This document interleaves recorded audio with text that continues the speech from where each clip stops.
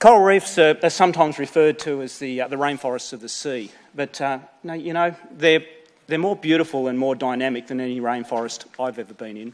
And one of the things you really notice on reefs is the diversity and abundance of fish.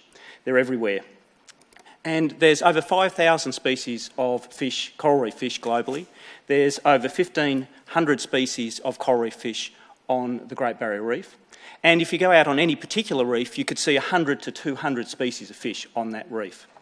But it's not just about the diversity and abundance of the fish. They are important to recreational and commercial fisheries. And in many parts of the world, they are, well, my goodness. What do we do? Yep, there we go. Thank you. So they're important to the sustenance of millions of people around the world. And as we've heard, they're under threat from climate change. And an increase in temperature of just 1 to 2 degrees over summer will cause the corals to bleach, and if they stay bleached, they will die. And in the last 2 years, we've had the worst back-to-back bleaching, most widespread bleaching the Great Barrier Reef has ever seen.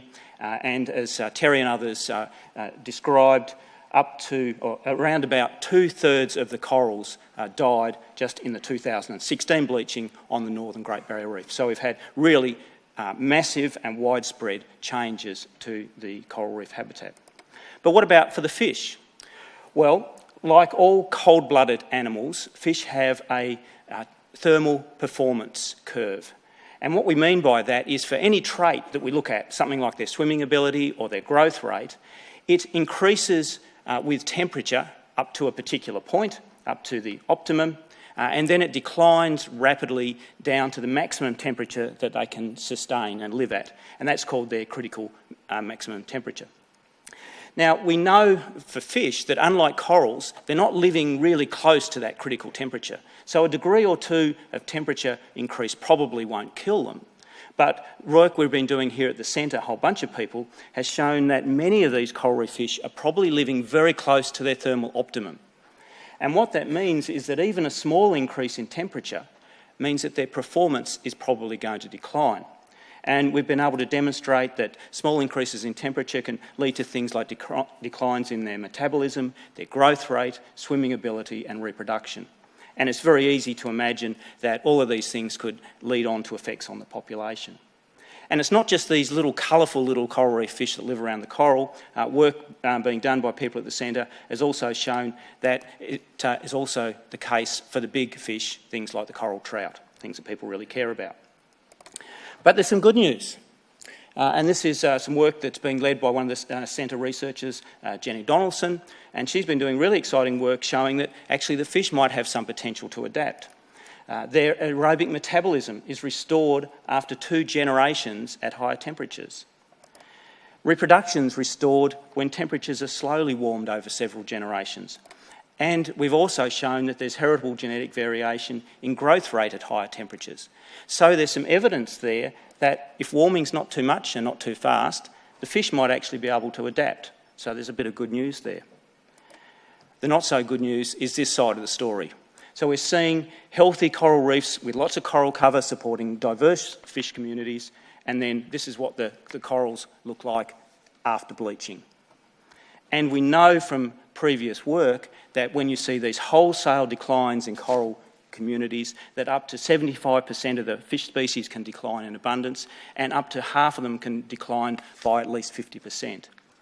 And it's not just that they're declining in abundance, we also see a change in the community structure. So we see more of the algae-eating fish as there's more algae on the reef, and more of the ones that live around rubble and sand as they're the more predominant habitats after these widespread disturbances. And these things happen for 2 reasons. The first is the direct loss of coral cover and diversity. And it turns out the coral's really important for the little baby fish. When they come back down onto the reef, out of the plankton, they want to find a place to live on the coral reef, then they like to settle around live coral. And if that's not there, then their populations don't do very well. And it's even the case for the bigger fish, like the coral trout, when they're little babies, they like to live near live coral. The other thing is the loss of structural complexity. So after the corals bleach, they die, then they start to erode, and eventually we end up with this sort of platform featureless piece of reef, and therefore there's no shelter for the fish to avoid the predators. And we found that even the bigger fish, the predators themselves, like to shelter around live coral when they're not out feeding. Of course, fish communities can recover. This is just some data showing that fish abundance is going down and then coming back up after a cyclone. So if there's enough time after a disturbance, then they can recover. But what we're seeing is these repeated disturbances to coral reefs that are changing the structure of the reef, and they're happening at such a time frame that the reefs can't recover, the fish populations can't recover, and we're seeing a decline in the health of the reef and the fish populations. And the really important part of that is the fish can't adapt to habitat loss. So fish are diverse and important components of the ecosystems. They are sensitive to warming, but they do have some potential for adaptation, but they're even more sensitive to habitat loss. And that's happening now. So this isn't something for the future for reef fishers. It's already happening. And really, if we want to think about the future for reef fishers, it depends on the future for corals. Thank you.